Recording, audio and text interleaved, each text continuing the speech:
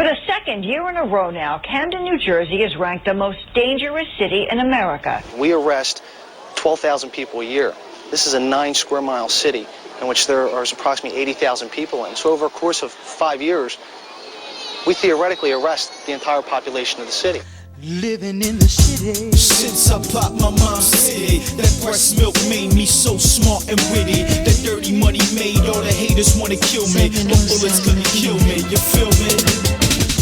Since I popped my mom's titty, that breast milk made me so smart and witty. That dirty money made all the haters wanna kill me, but bullets couldn't kill me, you feel me? God bless my soul, I'm still living. I love my black queens and beautiful Latin women. I love the corner store when I see the ghetto children buying juice and chips, counting change like it's millions. Love the Banshee, four-wheelers and dirt bikes. Love the Camden sign when I'm getting off the turnpike. I love the soul food spots with all the food pal. I fuck with the Chinese store for the black amount. I love the Spanish restaurants, you know I'm on the prowl. For the red rice, kidney beans, pollo asado. Fuck style, get a black tea and it's a wrap. Go to the bodega, cop a black fitted hat.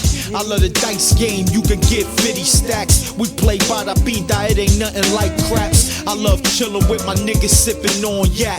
In the city of the murders, we up on stats. From the beginning of the 20th century until the riots of 1971, Camden, New Jersey was a thriving industrial city with more than 100,000 residents.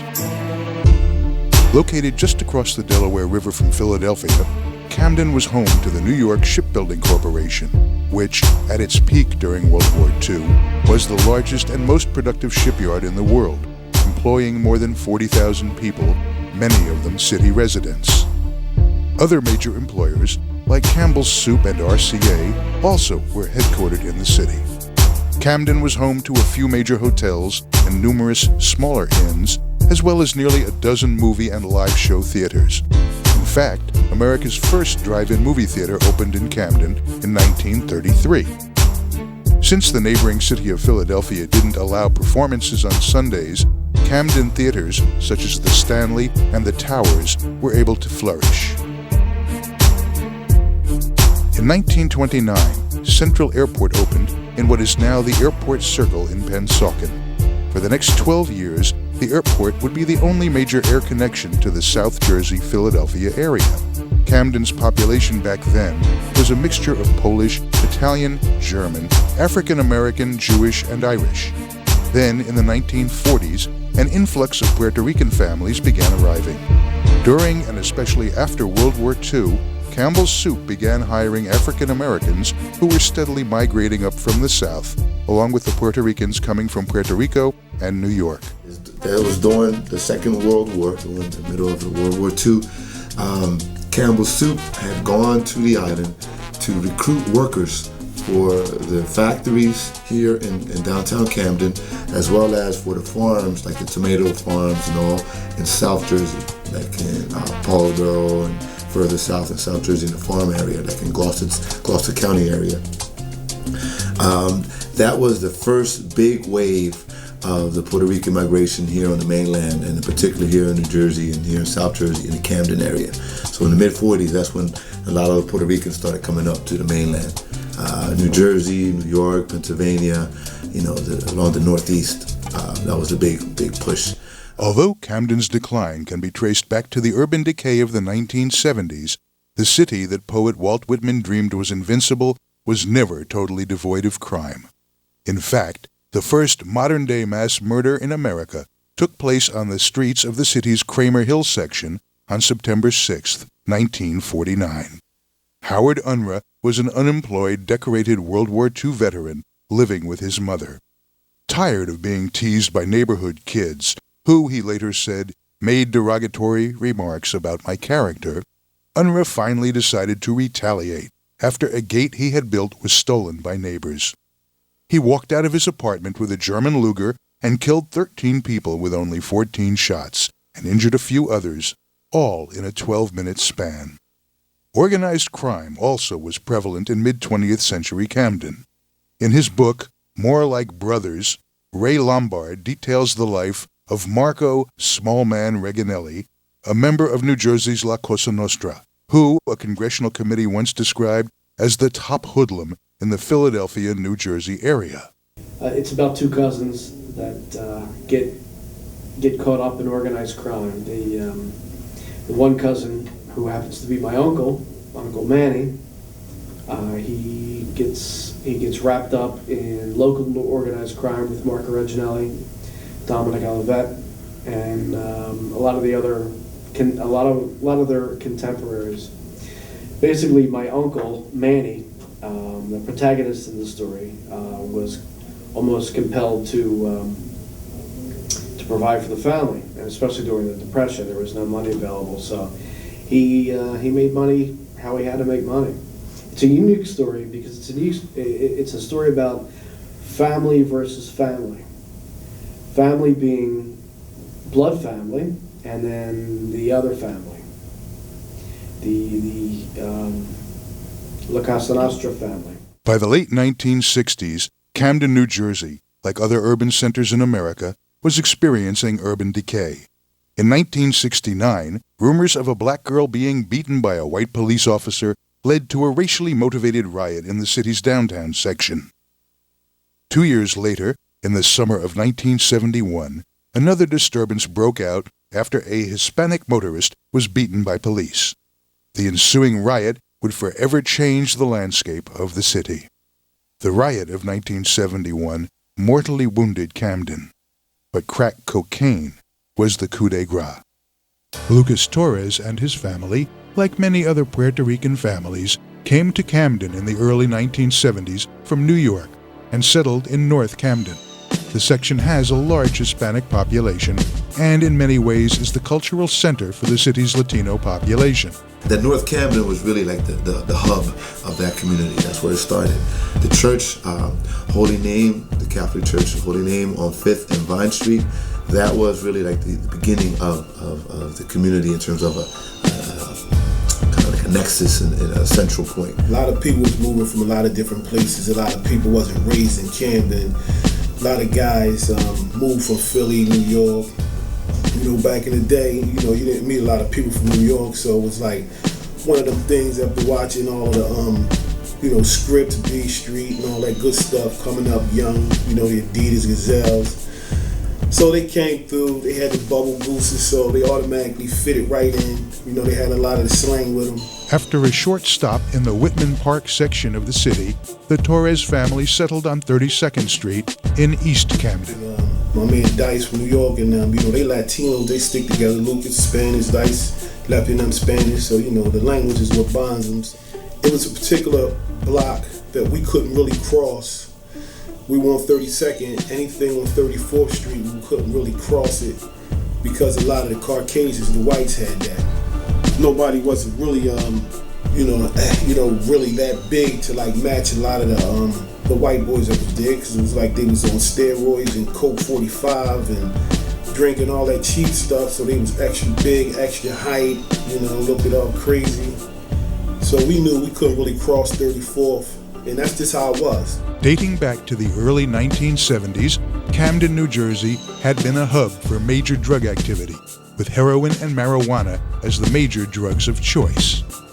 Then, in the early 80s, there was a cocaine boom. It produced some young entrepreneurs is what happened in Camden.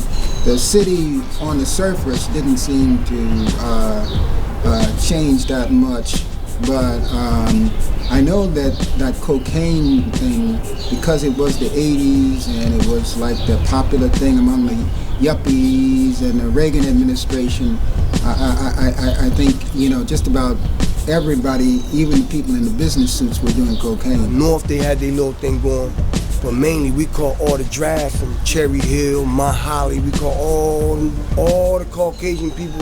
They was coming up in there and buying all that shit, all in 20 bundles, whatever it was.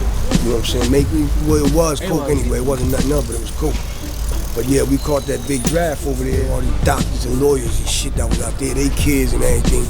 So they flooded the motherfucker, man. It was crazy. It's the poor city, and no jobs. And so all you had was Either be a drug dealer or a drug user. Ain't no, there's no in between. One of the major retail markets for cocaine at the time was the Peter J. McGuire Gardens housing projects. Although there were many crews operating within the projects, the main distributors of cocaine were Troy and Swans, two teenagers who rose to the top of the cocaine trade and employed at least 10 workers. Although not employed by Troy and Swans, Lucas was one of the young hustlers in McGuire at the time. I used to sell drugs here. I used to sell half a grand and make $10 out of every bag. And it used to be a middle right there. There used to be a couple brothers there. A lot of the Spanish guys be over here, a couple brothers, but in the middle used to be more brothers and a couple Spanish guys that used to live in the front. Like that, they used to live right in front right there, but it was right in the middle. And then it was a street all the way down. It was a drug set down there and everywhere. This used to be crazy. It used to be fights. It used to be girls. It used to be crackheads renting their cars. I used to rent a car for a bag of coke. I had the car to the next day for a bag of coke. That was McGuire days. It's all love, you know what I'm saying? You had 2 or 3 cats get murdered and shit like that, but that's some niggas that, you know what I'm saying, take the Colombians out and thinking they was going to last for a while, and they wind up getting murdered, you know what I'm saying? But that shit, man, it was love out here, man. Everybody was eating, man. Everybody, you know what I'm saying, sweating. You can leave a motherfucker with a G-pack, you know what I'm saying, see him 4 days later, yo, here go your $1,000, or you know, here go your $2,000. You ain't had to chase a nigga down no crazy shit like that. One of Troy and Swan's rivals was Daryl Goodman. It was in McGuire that Goodman earned his reputation as a gunslinger. He would later be featured on America's Most Wanted before being caught and sent to prison on an array of charges ranging from kidnapping and assault to murder. When I used to come through McGuire, guys used to literally go in their pockets. As soon as they see there's goods coming through McGuire, as soon as they see me, they go in their pockets, pull everything out, get against the wall, pull everything out, drop, and roll out. You know, I had guys that I used to step to and they used to give me their car. You want my keys too? Here, take the car and all that. And every day. A guy named Swans and Troy, who had McGuire, who had the whole set. And, they try to stop guys from coming in there and selling drugs and, all that. But dudes was still coming and selling drugs. So like I mentioned, they had asked us to kind of like get these guys out of here and we'll pay you like $500 a week if you get these guys out of here. Well, we did that and it was like a reneging thing. They didn't pay, so I told my man, I said, look man, if they don't pay this week, then I'm jamming them. When I stepped in McGuire, everybody was out. It was dark. I told Troy to get in the car. Jumped out, 2 guns in my hand, get in the car. So he said, damn, Goods, why you doing this? Why you doing this to me? Man, get in the car. So we got in the car, everybody screaming, oh, he took Troy with him, he took Troy. So I takes Troy back to where Swans was. I'm in the middle, he's here, and he's here. I got 2 pistols in my hand. I got the drive and go out Pollock Town. So I'm telling Swans, I said, if you move, I'm gonna blow your fucking head off. So nobody moved. Cops left. We goes in the house. Crazy. Drugs everywhere, money everywhere. Grabbed all that up. Stayed there. I told my man, I said, look, go to this spot and get the rest of it. He had a reputation. You do something to him, he was gonna get you. Size wasn't a thing with him. He was a gunslinger. He used to walk right by me and rob everybody around me. Never got robbed because I guess I was a kid, plus I went to school with him. A lot of people were scared. All the big drug dealers were scared of him. Everybody had money. Average day you come up with like 4 or 5 stacks. Each joker, like 20 jokers out here, they all leaving like 4 or 5 stacks. Big paper. I ain't seen no shit like that, nothing. I ain't seen no documentaries like that, nothing. No cats would get no money like that. Even Gambino boys, they did their thing, but they was doing, concrete shit like that. Big mafia shit, they was doing some big shit. But as far as 20, 25 niggas making 5 stacks, 4 stacks a day, you do the ditches, you know what I'm saying? Money was money back then. I don't know what happened between us and Negro. Something happened for us to, it might have been a Troy and Swan's beef, or it might have been an incident where we jammed one of them. We stuck up one of them or one of Troy's workers or whatever, and Negro and them was the only ones in their little clique that had heart at that time. So we ended up having to shoot out with them. I had 2 pistols. I rolled all over the ground shooting out. It was all about 3 of us and 3 of them shooting out with them, and we left. Police came, everybody hollering and screaming and running. Police came down Westminster. I ended up having to shoot out with the police. Soon after the shootout in McGuire, Lucas was involved in his own gun battle. He ran away from home, and then he came back when she was sleeping. And the lady from around the corner got into something with her kids and some white guys from the bar on Westfield Avenue. And she knocked on the door. And he was maybe like around 10 or 11. And I didn't want to wake him up, but he heard the door, so he also went downstairs. And she said, "Oh my God, the boys are into this, and it is a fight." And so he ran out. He thought he was about to fight because he was good with his hands. But she turned around and gave him a gun. And she was like, "Look, they're coming down the hill." So he started shooting up the hill. Lucas went up there and he handled his business. He let some shots off, hit a couple people. He even accidentally hit the mom. You know, one of those things, wasn't nobody going to the range or nothing. Good target practice, he was just letting go, you know. They were coming from behind. So he started shooting from up the hill and behind him. Then out of nowhere, she came and tapped him in the shoulder, and he turned around and the gun went off. And that was his first charge. Before Troy's bar, you couldn't walk through there. There was big white guy that won't let you walk through there.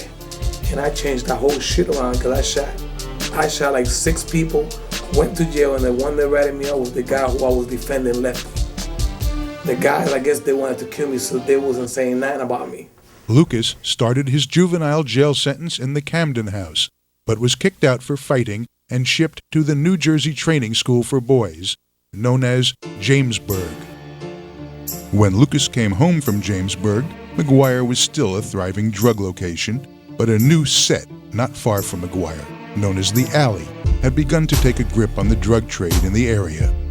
Consisting of a strip of land between adjacent houses, the Alley, which was run by Saul Febo, was known for its large bags of cocaine and for being open around the clock. The game switched over to the alleyway because I had a brother-in-law called Sab. He got hooked up with my little sis, and the nigga got a little apartment and shit out in the alleyway. So there was all 50s here, and then niggas started dropping in. Whereas though, oh, he go 40s, now it's 40, then he dropped to 30, 35. Then his shit went down to 20s. He was already here in 86 messing with my sister in the alleyway. So he had my other brother and my mans, they was pushing the customers over there. Luke was already up in 32nd Street doing his thing. So that's when the shit just took off. It was nothing but 20s, all 20s. From 86 on up, the shit just, boom. That's when Saddam blew up in the alleyway and shit. Luke had his motherfucking big run over there, you know what I'm saying? It was niggas still getting money and shit like that. While the Alley was starting up, Lucas decided to get a job. So he turned to his mentor, Jose Rivera, who gave Lucas a job in his auto parts store. I got probation, and I had to get a job. So I got a job with 3JR, and I was the delivery boy. I used to drive the van, pick up parts. I was doing all that, and then at nighttime, I used to go out with him. So after a month, I was getting kind of tired because I used to hang with him at nighttime, but I had to get up early. He could go to work anytime he wanted. After a month that I was there, he pretty much like broke me up with something and money, and told me to go on my own because he knew I was struggling, you know, making $150 a week, plus going out and like staying out 4 o'clock in the morning, 5 o'clock in the morning with him because we used to hang tight. After working for a few months, the allure of the streets became too much for Lucas to resist, and he turned back to what he knew, selling drugs. McGuire had been replaced by the alley, so Lucas went back to his block to hustle.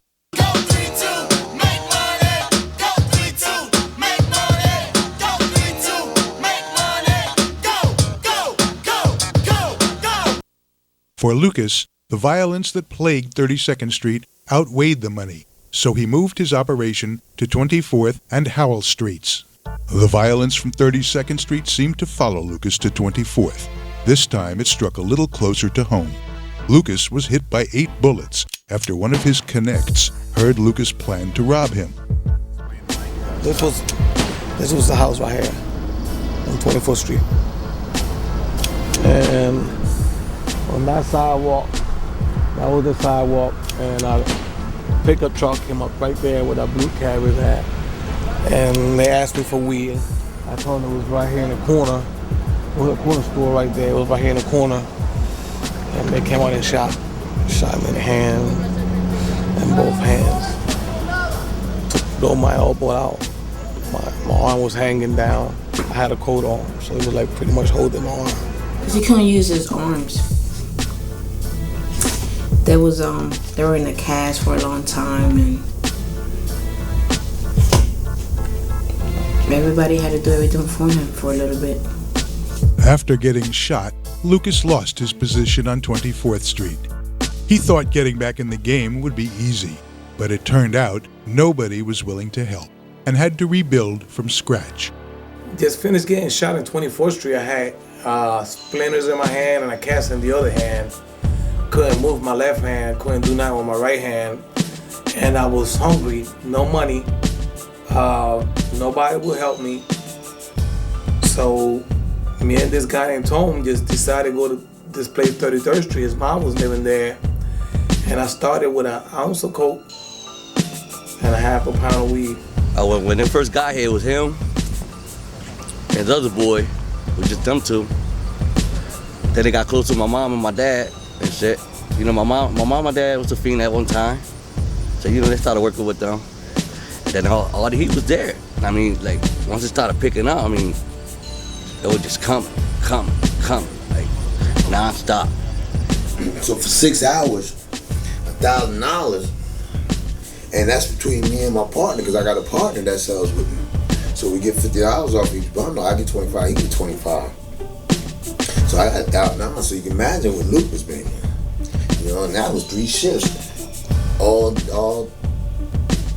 24 hours. I was selling 2 pounds a day, and I was selling like a break and a pound of coke every 3 days. So I was making $10,000 on that, and I was selling loose keys, 2 or 3 a day, probably 2 or 3, and I was making $3,000 or $4,000 out of each one. In no time, 33rd Street was up and running, and Lucas was in control. Along with his partner, Camildo Tony Cruz, Lucas built the 33rd Street set into a multi-million-dollar operation, one of the largest in the city.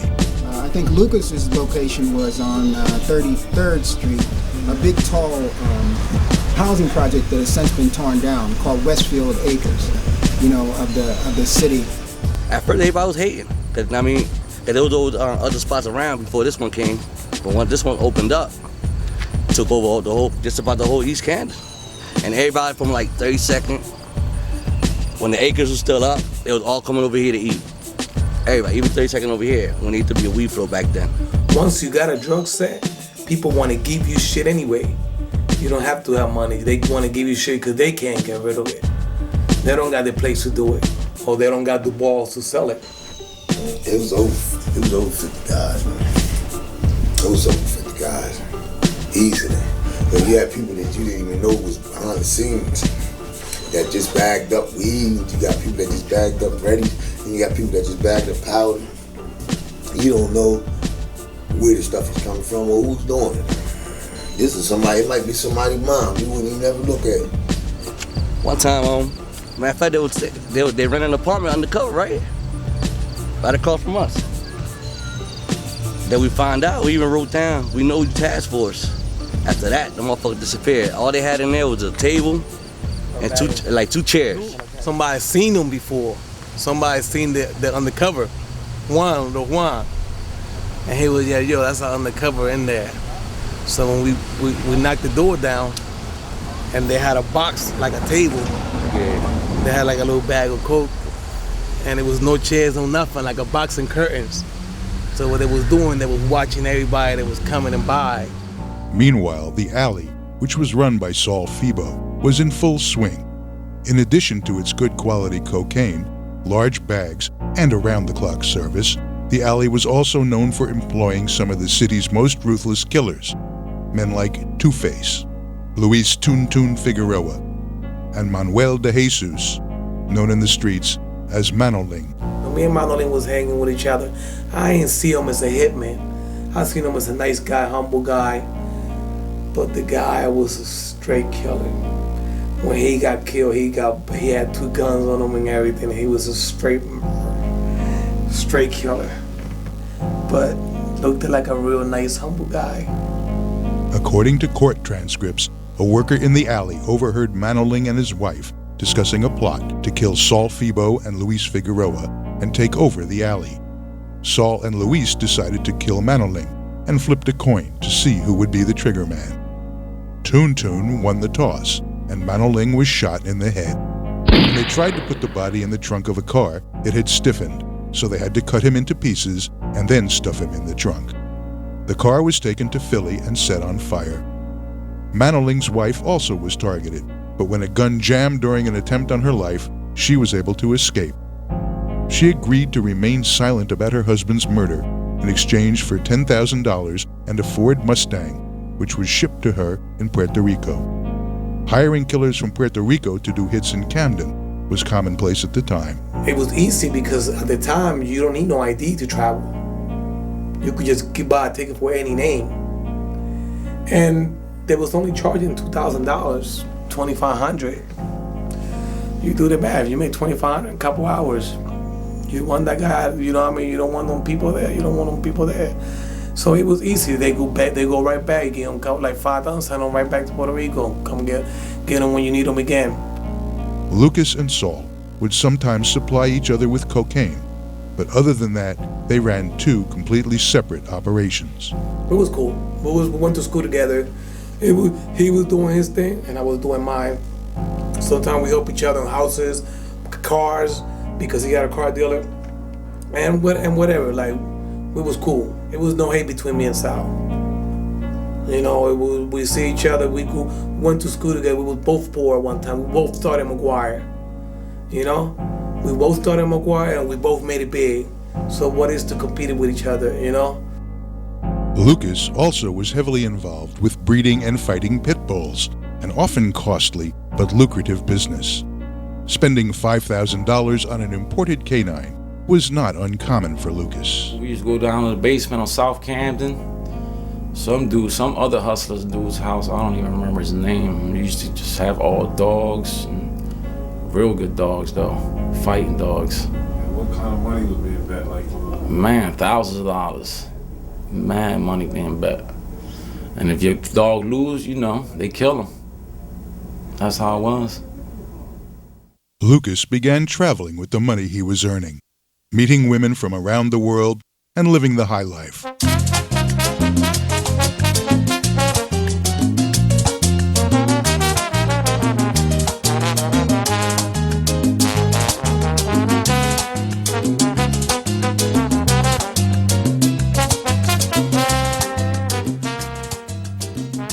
remember one time when I went up there, these guys was going to Puerto Rico. And you know, I had just started working, so my money wasn't right. So, you know, I didn't think much of going to Puerto Rico. So the guys would say, yo, you know, you can come on with us, man. Don't worry about the money, man. We family around here, man. So they paid for my tickets, and I left. And I got to Puerto Rico. It was summertime. It was wintertime here. It was summertime there. I had on a winter coat. When I got outside the airport, man, it was like three luxury cars, man, we had, man. I threw my coat in the trunk, and we was riding up and down the highway on the island, having fun. Soon, he met a girl who would forever change his life, Madeline.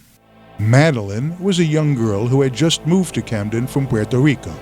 she was introduced to Lucas by a mutual friend. Brenda was like down to earth. Like she was down to bring shit, bring drugs, to do anything. So, and they was doing bad in Puerto Rico. So she was like, yo, I got a couple friends that could help out.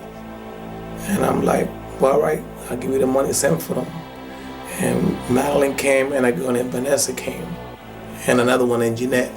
So I was messing with Madeline. I'm pretty much messed with 3 of them, but except one of them named Vanessa. And what they used to do, they used to smuggle keys. They used to bring keys on their waist, wrap the keys around their waist and bring them from Puerto Rico. I used to pay them $1,000 a brick. And they was like down the earth. They used to cook for us. There was the girls from 33rd Street. It was pretty much like a group. They used to be fucking us, you know what I'm saying? They were not allowed to be messing with somebody else, for another side. After hanging out a few times, Lucas and Madeline started taking trips together. Their first trip was to Puerto Rico, where Madeline introduced Lucas to some local gangsters. We went to this place called Puerto Tierra. That's like one of the worst projects in Puerto Rico. And I met the owner of the drug set there. And then she took me to meet this other 2 guys, and the other 2 guys that I got along with, they was from another drug set. They was beefing, they was killing each other. That this project was, you know what I mean, getting into fight with this other people over here, but it was no fight, it was killing, straight up killing. So I met these killers, and I got along with them better. And one time it was all like drinking and having fun, and they were like, let me see what you got. So I grabbed an AK-47. I ran inside a bar with them. We was gonna get some people in there, but they wasn't there. Lucky they wasn't there, because I guess to prove yourself, you probably had to smoke a lot of people. Soon, 33rd Street's booming business brought the attention of law enforcement, and one of Lucas's friends, Dano Tokely, gave him advice on how to handle the situation. Tokely had a reputation as a ruthless killer, and most people were afraid of him. But Lucas had known Dano since high school and considered Dano a friend, so he took his advice. It happened to Dano. He wanted to meet me, and I really didn't want to meet him, but it felt like I had to, because he was going to keep raiding the set. So I went and met him in a diner with Dano, and he started telling me, you know what I mean, what he wanted and what could he do for me. You know, like, nobody was going to go to jail. He was going to let me know somebody else, another agency was getting involved, but no task force and no regular cop. I ain't had to worry about them. And whoever get locked up was going to get probation. You know what I mean? They'll get probation or whatever. Like, a lot of shit happened. Where though one time he got raided, and they like got machine guns and ounce of dope and all kind of shit, and really, the people got bailed out. We got bailed them up for $12,000, and they skipped town. It was no more charges. Like, you know, they had connections with the clerks and everything. So all I had to do was bail the people out, you know. And that was basically. And then one time, like, I went to Acapulco because I really didn't want to deal with that. And he called me and he was like, look, man, you know what I mean, you either gotta come down and pay me, or I'm gonna raid this set. And I called, and they told me he parked the car, a blue car, with a pack of beer right in front of the safe. We're not gonna let nobody sell until I come down. So I had to come down and pay him, and then go through shit. Like, it used to put pressure when I won't pay him. Like, raid the set, you know what I mean, get some of the trappers, like, lock me up for no reason, let me go, like, bullshit like that. Lucas's business enjoyed the protection of a powerful man on the law's side of the drug game. This helped Lucas's workers avoid going to jail. It was during these days in the early 1990s that Lucas would reach his peak, earning millions of dollars, spending the money on expensive dogs, houses to keep the dogs in, cars, and trips around the world. It become an addiction, believe it or not. The money you could become addicted to money, because it was money that I couldn't even spend. Like, I had no place to put that money if I got $7,000, I don't got no place to put it, because I only put money in this place. I ain't had no other place to hide it. Unless I'm buying houses or whatever. When you get tired buying houses because you just get tired of just buying them and using their backyard to put my dogs. I was buying German Shepherds from Russia for $5,000 and didn't have a place to put them because it was too fucking mean. Like, it was just, it was just the point that I gotta have it. If I wanted it, I was gonna get it. I was gonna pay for it. If I wanted your bag, even though it's your bag, I will give you what you want and you gonna sell me that bag. Massage parlor, we call it the washy wash. Yeah, you go over there, you know, you get they hook you up, whatever. Depends, you pick whatever you want, girls you want. I went about twice. I used to travel a lot. I used to go to Jamaica, I used to go to Mexico, I used to go to Acapulco, I used to go to Dominican Republic. Pretty much like every car, you name it, I had it. Typhoon, Grand National, whatever. Not only was Lucas spending big money, he was also saving it. Jose Rivera, Jr., is the man that Lucas, along with some of his co-defendants, entrusted with millions of dollars. I was saving $10,000 or $20,000 a week to that. The rest of the money from the weed was spending money. Then I had to take just such amount every week, like really not no more or no less than $20,000, you know. And a guy named Michi, you make sure he used to be there every Friday. The money used to be there. He used to run this business, and he used to hold my money. He could like prove that he could spend $50,000 or $60,000 on a car or whatever. So I would give him like $5,000 profit for him doing me the favor. So he used to get whatever I wanted, like houses or whatever, under his name. And I used to pay him for it.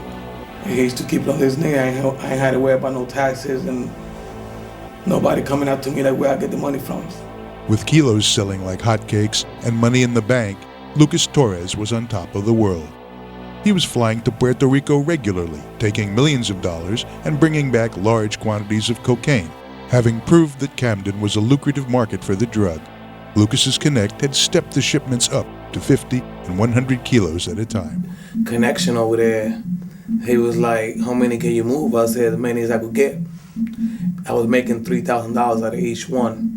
I was getting them for 17, selling for 20. Boy, I was making like $4,000, selling for 21, 20. And that used to happen like every day. I sell 2 or 3, so I used to make like $9,000 or $10,000 a day.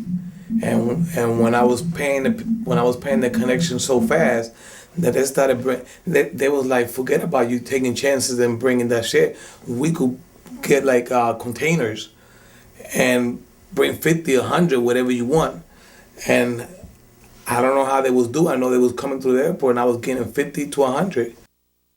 After the shipments stepped up to 100 bricks at a time, Lucas's suppliers soon began paying stewardesses and pilots $1,000 per kilo to transport cocaine to Camden from Puerto Rico.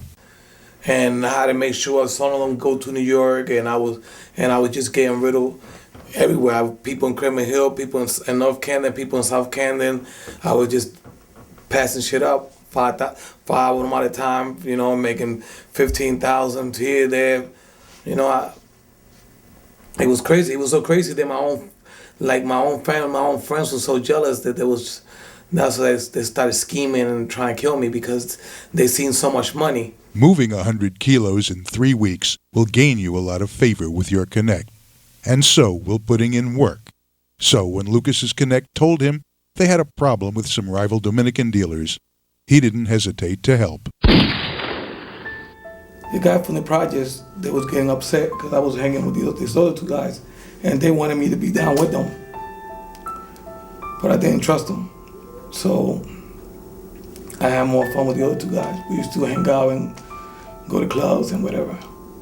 So one time he was coming back, I talked to this guy, I told him that I was going to take this guy back with me to Jersey. And the day that I was bringing him back, the guy, the owner of the project, realized that I was taking him. He thought I was trying to take over they drug set because that's the reputation I was getting. So he sent to try and kill all of us. I got hit on my leg, fell down, and 2 guys jumped on top of me and hit me from behind. I got hit 17 times. One guy got hit on the balls, and the rest of the people got away. They ran through the project, but I didn't know where to go because I'm not from there. And I was like, I can't die like this. And I just closed my eyes and played dead. And one of the crackheads from there took me to the hospital. I remember I took the next flight. When I got there, they were still counting how many times he got shot. They kept turning him and raising his arm and looking behind his neck and just counting, just like. And I said, how many times did he get shot? And they said 22 times, but don't tell him because he could go into shock. So I stood next to him until he finally opened his eyes.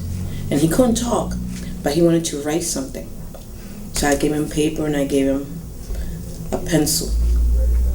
And he put, I got shot 10 times. And I just laughed because I was like, is that what you think you got shot? The hospital went on strike and I had to leave. So they had to send me to my family house with a nurse to take care of me. So she used to put patches on my back, and the next day take the patches out, and it was like all this pus. I had a lot of big holes in my back. Now they're all scars. After getting shot, Lucas returned to Camden and went back to business as usual. A major part of Lucas's life was his religion, Santeria. Originating in West Africa, the religion blends Christian beliefs with traditional African customs. Lucas often consulted his spiritual advisor, Victor, about decisions in his life. The people in the street, they want to know exactly what's going to be their future or what's going on in the moment when they in the street doing whatever they doing.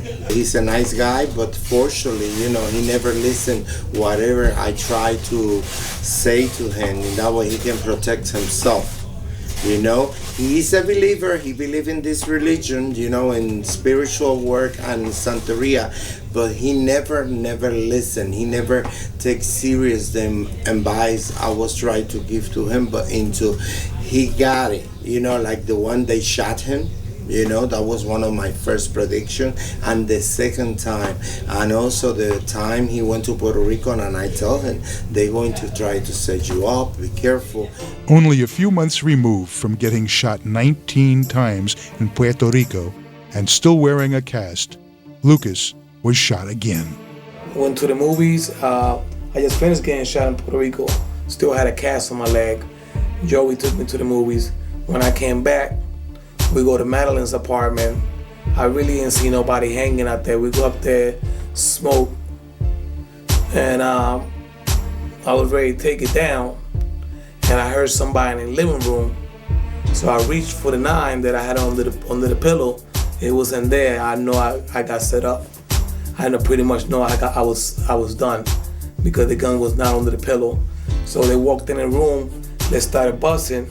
She got out the bed. She jumped in the way. She took 2 of them on the shoulders. I hold her. They ran.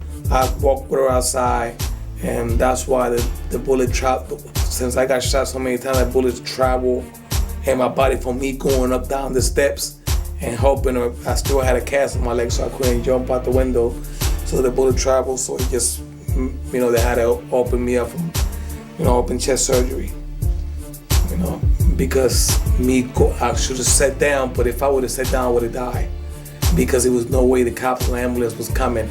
And then the person that took me to the hospital, he got beat up when he came back for taking me to the hospital. Because it was an inside job.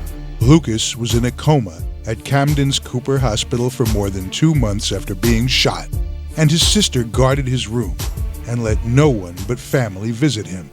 No one was coming in. When I say no one, I meant my cousin wasn't coming in. JR, who claimed that was his friend, he wasn't going in. Shit. My mom couldn't go in unless I was there. No one was going in unless I was there. I had to watch over him because if whoever did it wouldn't hesitate going in there doing anything to him. So I was more of his bodyguard. I was there. I would talk to him. I would sing to him. I wanted him to wake up and tell me something because no one knew anything. You know, when he was in coma and he got shot the first time, and the whole situation with him, he was almost for a year in the trauma center in Cooper Hospital. In some months in trauma and another month in rehabilitation center. You know, I was very, very concerned about him, you know, because still in that moment, you know, I know he believed whatever I predict to him, but the whole situation thing happened too fast.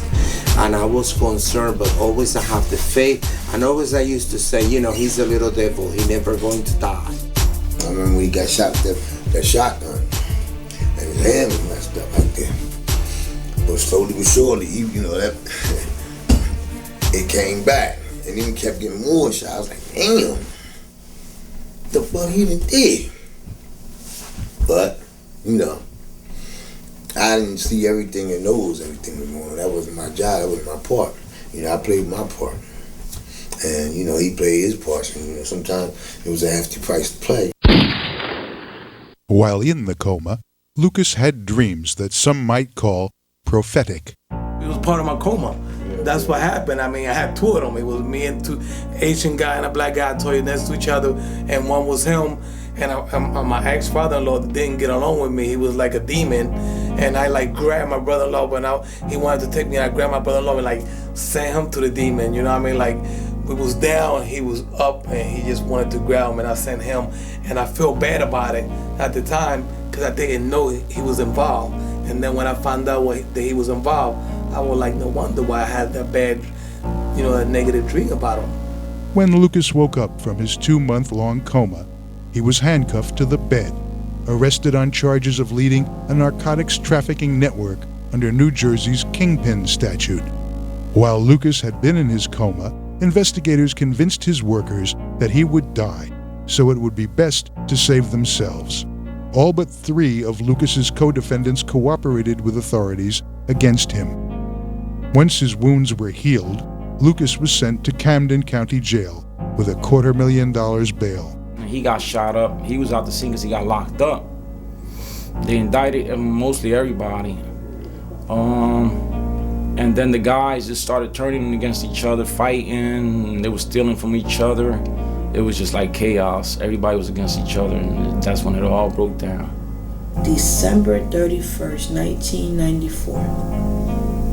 They took him out of the hospital, and they took him to jail. But funny, because when I got his discoveries, the same day that Juan Marquez got his discoveries. And we were sitting in court the same day when we was going through the discoveries. And my discovery, well, from my brother, said that JR testified on December 31st, 1994. Against my brother and against Juan. And it makes sense because that was the day that he was taken out of the hospital and taken to jail. And at that point, the only one that was able to get back at JR was Juan, because that's when he wore a wire. He called the man who was holding enough of his cash to get him out of jail. JR. Calling JR, and he was like lying to me a lot. I was telling him that everybody around him is in my discoveries, you know. And I'm giving him the initials. I'm telling him about his brother-in-law. And he's not even paying. He's like, oh, I'm not worried about them. I'm not worried about them. And I'm like, yeah, but they ratted me out. You know what I'm saying? I'm in jail because of them. I ain't get busted with no drugs or nothing. These are the people that's why I'm locked up for. These are the people I'm locked up for, and they hanging with you. And he like, oh, I'm not worried about them. I'm not worried about them. So I was feeling some kind of way because he's holding my money. And all the snitches, they're around him. And he got my cars, he got watches, he got my money and everything, and he's not even paying attention to me. I took a loss from one of the lawyers. You know, he had no license to work in Jersey. And he took $35,000 from me, a guy named Michael Floyd from Norristown. So, and then I had to pretty much like hustling the stuff that my family had, trying to recuperate $35,000 to pay Mary de Alfonso. That was one of the best lawyers out there. And I got the money through selling weed in the county, to just selling whatever I had, because JR didn't want to give me my money at the time. He's telling me that I'm going to end up spending all my money, that I'm going to be all right and whatever. I've seen a lot of people that he was holding money for was either going to jail or they was dying. And I realized the game he was playing. The game that I guess he played with me since I was 17 years old, because that's how long I've been around. After JR refused to bail Lucas out of jail, their relationship was strained. Lucas hired attorney Mario D'Alfonso for $35,000 and began planning his defense. But with JR holding most of his money and all of his cars and property in other people's names, Lucas was virtually broke. It was early in 1996. When the previous year's crime statistics were released, it was revealed that Camden, New Jersey had the highest murder rate in the nation. 60 murders in a city with only 80,000 people meant on average 1 in every 1,400 residents was killed. The figures were staggering. Outraged at the numbers, Janet Reno, who was the U.S. Attorney General under President Bill Clinton, decided to act. A new office of HIDTA, the High-Intensity Drug Trafficking Area Program, was opened for the Camden, Philadelphia region. The first task of HIDTA was to solve open drug-related murder cases. A federal agent once told me that Janet Reno, at the time, so that must have been when Bill Clinton had come in,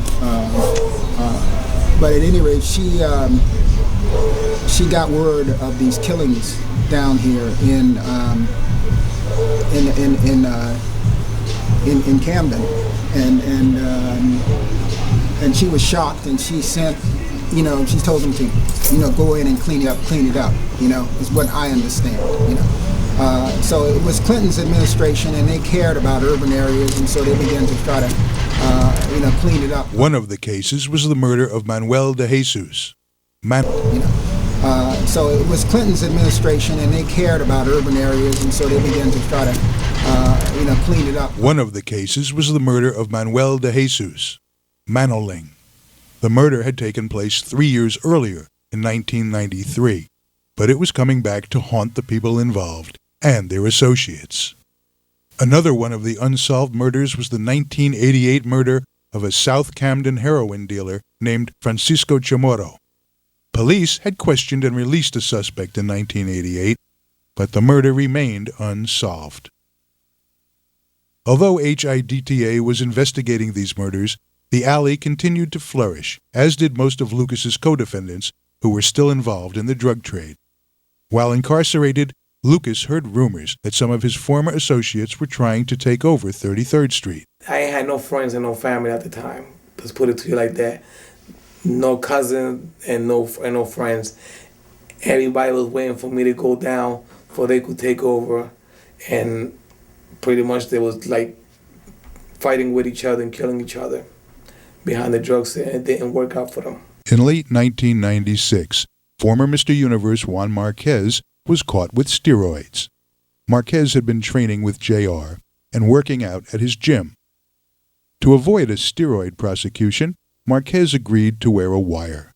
Over the next 18 months, Marquez recorded more than 40 tapes for the government. Meanwhile, Lucas Torres sat in a jail cell preparing to plead guilty to kingpin charges in exchange for a sentence of 25 years.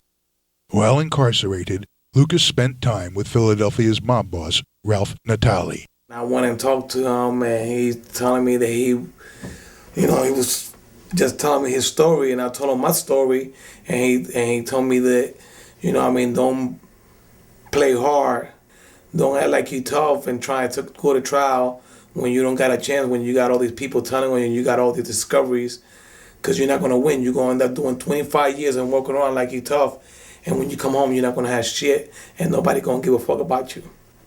New Jersey's governor at the time, Christie Whitman, decided to start sending state police into the city to work alongside the Camden PD. The governor herself was involved in a scandal when she was photographed frisking a 16-year-old who was suspected of selling drugs while on a ride along with the New Jersey State Police.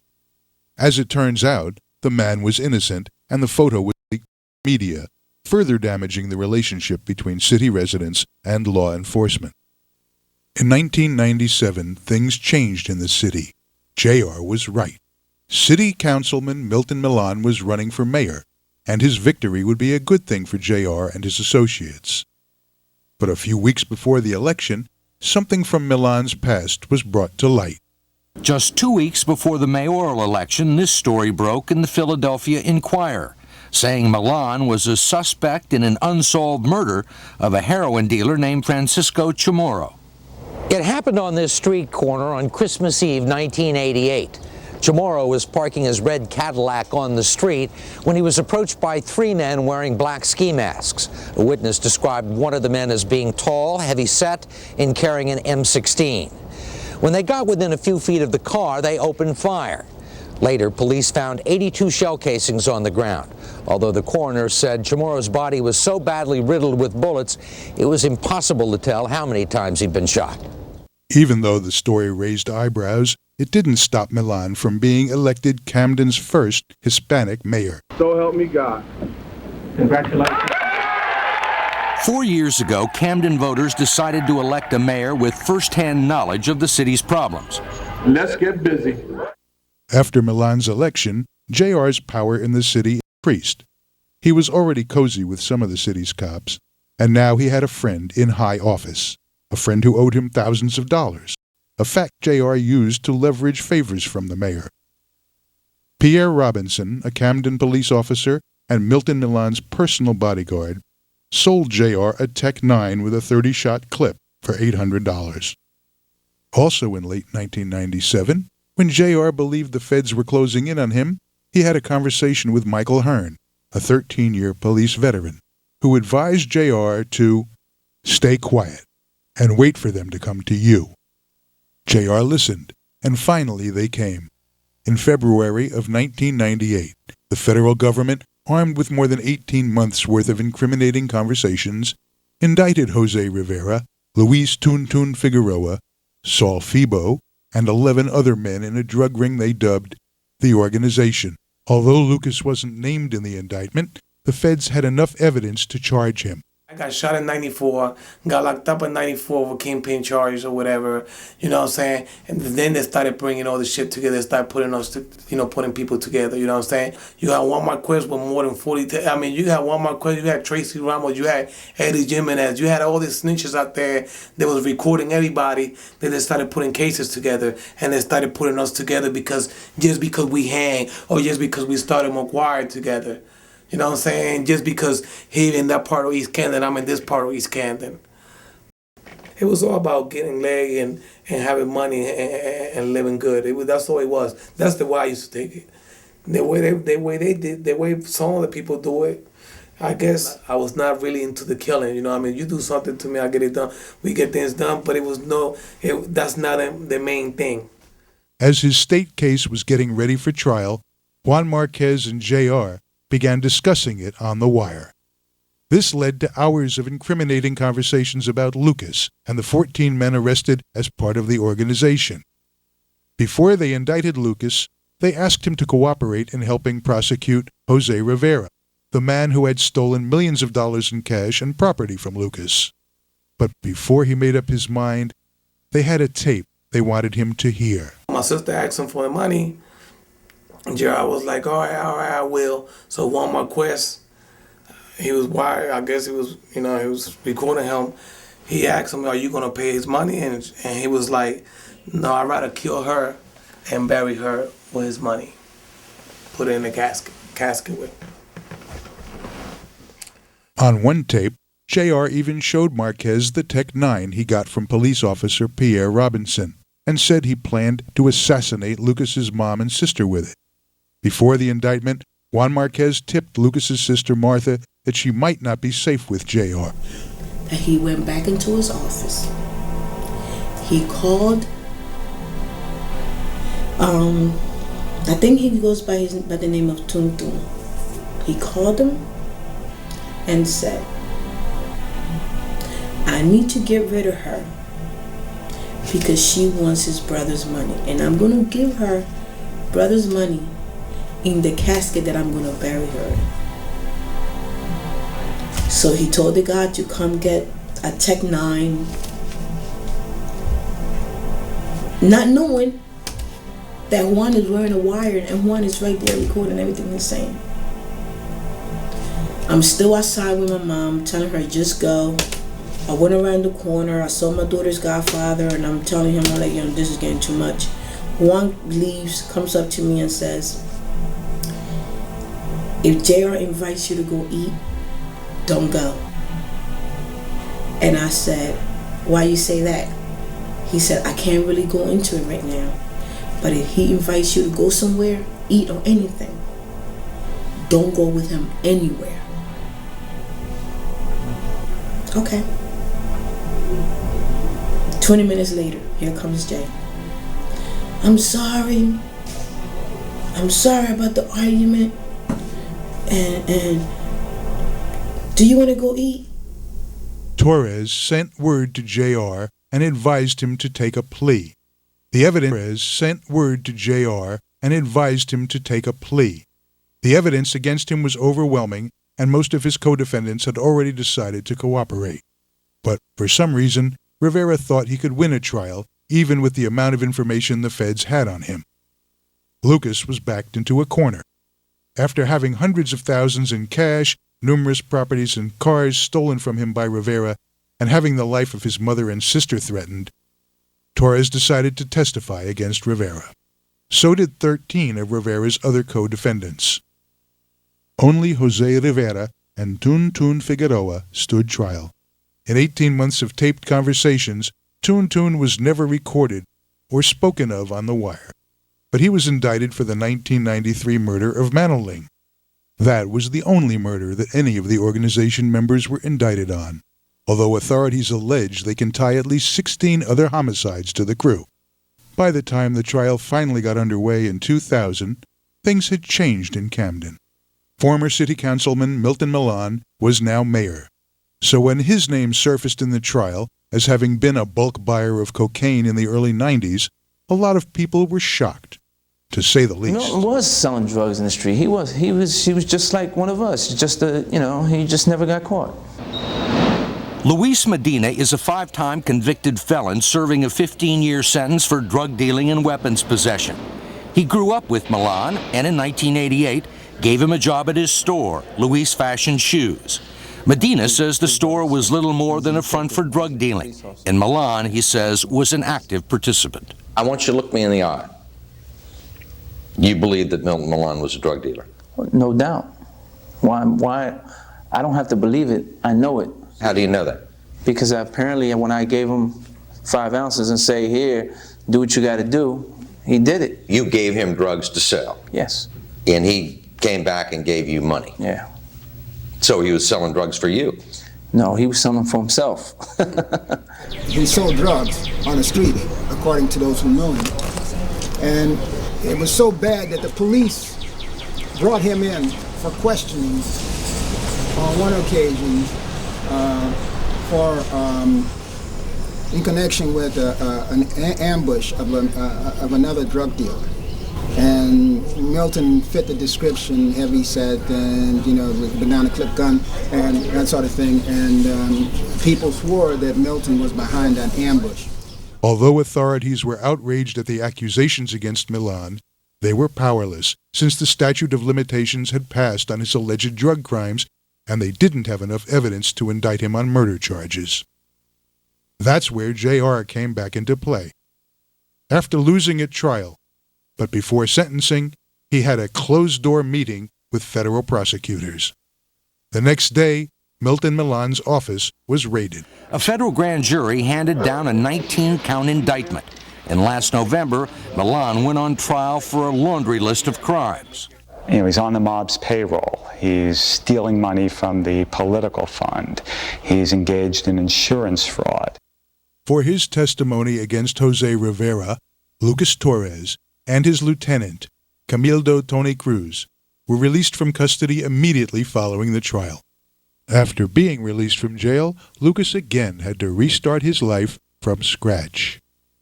Gone were the fancy cars, exotic dogs, trips to the Caribbean, and the various properties he had owned. He had traded that lifestyle for his freedom.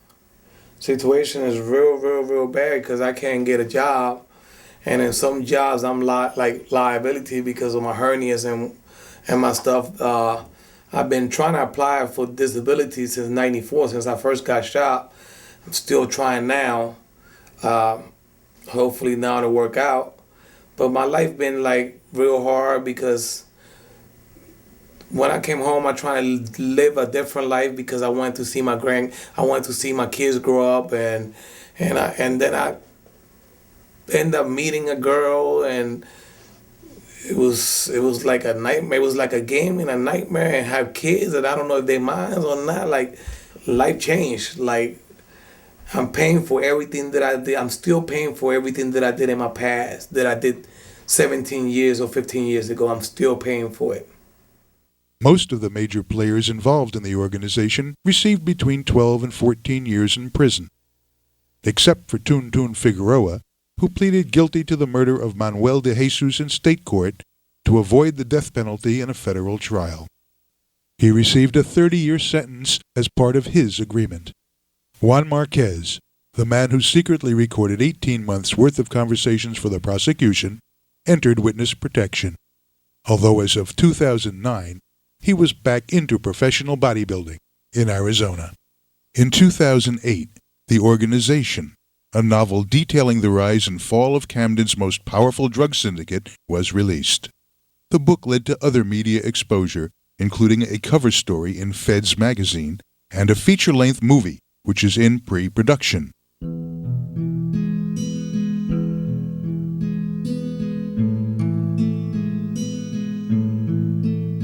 Lucas Torres is currently working a normal job, living a normal life, and is happy that he lived to tell his story. I thought no bullets was gonna kill me, and nobody was gonna stop me from making money. But when I got locked up, that's when reality hit me. When I was looking at life, that's when everything hit me. When I seen all my friends going against me, that's when everything hit me. When I seen everybody leave, all the girls that I was with, they all went different way. That's when, out of sight, out of mind. What we were looking at today are images of Lucas Torres, 42-year-old male. We're looking at multiple bullet wounds, approximately 32 that happened in multiple episodes before the age of 25 for this young man. The first views we're going to take a look at are the upper thorax and right shoulder. You can see multiple entry wounds throughout the soft tissue. There's at least a good 4 to 5 inches of plate screw repair into that joint where the bullet wounds have torn apart the hard tissue. The soft tissue remains with several areas of metallic shards, most likely wounds from a shotgun blast, gentleman's spine, including a bullet wound that has apparently lodged itself rated to the left of the spine. As per his recount, he states that this bullet was left in place and was non-operable due to the fact its proximity close to the heart and the spine most likely would have killed him if it was removed. Again, I would say this man is very lucky to be alive. These are the types of wounds you would see probably in military battle. Nothing outside of that I would say you would see on the normal day-to-day activities. I would say, this man's very lucky to be alive. My motivation, my co-defense is, I already did the time. I already did the time. I seen them people that went against me. They told them, and now I realize they wasn't going to do no 10 years for me because they wasn't making the money I was making. So I pretty much understand the whole domino effect, the way everything went down. I don't understand why a person would bring everybody down for getting busted with steroids when I couldn't pay for his lawyer and probably got on probation. But he decided to start this case, and that's how everything started. No bad feelings. I don't got no bad feelings towards nobody right now. Pretty much humble right now.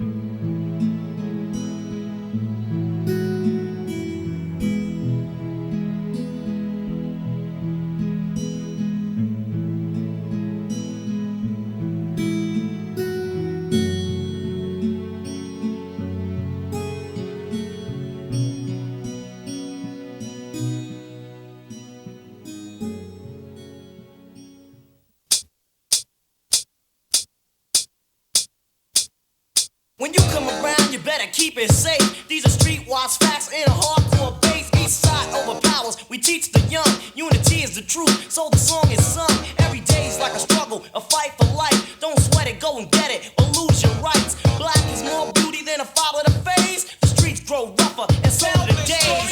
Thanks is due to the mighty God. 32nd Street down, so even it's odd. The still voice of a poetic man. Black power's in the palm of my hand. 32nd Street down.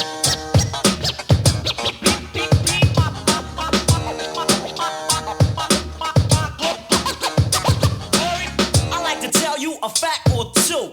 We formed a posse and a hip-hop crew. From back in the day, I used to watch the war when downtown at 28th Street shot for score. 7 Crust, dawn to dust. And North Cackalack was a b-boy lust. In spite of this and all the smoke,